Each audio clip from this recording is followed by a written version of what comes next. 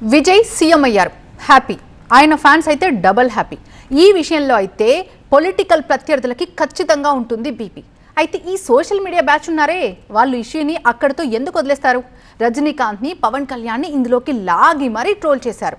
అందుకే మంటెక్కిపోయిన రజనీకాంత్ సూటిగా సుత్తి లేకుండా క్లారిటీ ఇచ్చుకున్నారు. ఇటు పవన్ కూడా ఏపీ రాజకీయాలతో తమిళనాడుకు పోల్చొద్దు అంటూ ఘాటిగానే కౌంటర్ ఇచ్చారు. నెగటివ్ ప్రచారంపై భగ్గుమన్నారు రజనీకాంత్. విజయ్ గెలిచిన తరువాత రజనీ టార్గెట్గా సోషల్ మీడియాలో ట్రోలింగ్ బాగా నడిచింది. విజయ్ సీఎం కాకుండా అడ్డుకునేందుకే స్టాలిన్తో రజనీకాంత్ భేటీ అయ్యారంటూ ఈ మధ్య ప్రచారం జరిగింది. తనపై విమర్శలకి కౌంటర్ ఇచ్చారు రజనీకాంత్. అంతేకాదు, తాను స్టాలిన్ని కలుసుకోవడంలో ఎలాంటి దురుద్దేశం లేదంటూ క్లారిటీ ఇచ్చారు. స్టాలిన్ తనకు ఒక మంచి ఫ్రెండ్ అని, స్టాలిన్ని పరామర్శించేందుకే కలుసుకున్నట్టుగా రజనీకాంత్ చెప్పారు.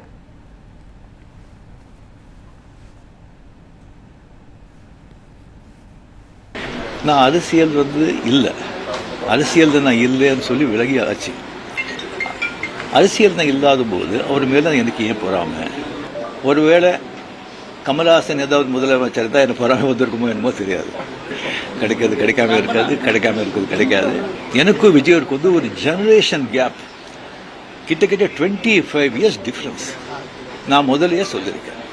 நான் வந்து விஜயை வந்து நான் இதை கம்பேர் பண்ணிக்கிட்டா அது எனக்கு நல்லது இல்லை, கெட்ட பேர். விஜய் என்னை பற்றி கம்பேர் பண்ணிட்டா அவருக்கு நல்லது இல்லை. சின்ன வயசுலேருந்து அவர் பார்த்துட்டு இருக்காரு. அவர் சிஎம் ஆனதில் எனக்கு என்ன போகிறாங்க?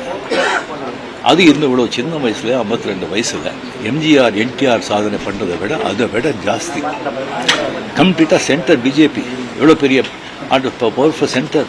இங்கே 2 பெரிய கட்சிகளை எதிர்த்து தனி ஆளை வந்து ஜெயிச்சிருக்காங்க. அது நம்ம சினிமா இண்டஸ்ட்ரியிலேருந்து. எனக்கு அது பொறாமை இல்லை, ஒரு ఆశ్చర్యం కలంద ஒரு సంతోషం. విజయ్ని సీఎం కాకుండా అడ్డుకోవాలని తాను చూడలేదన్నారు రజనీకాంత్. అలాంటి నీచ రాజకీయాలు తాను చేయబోనన్నారు. విజయ్ తనకు సమ ఉజ్జి అనుకోవటం లేదన్నారు.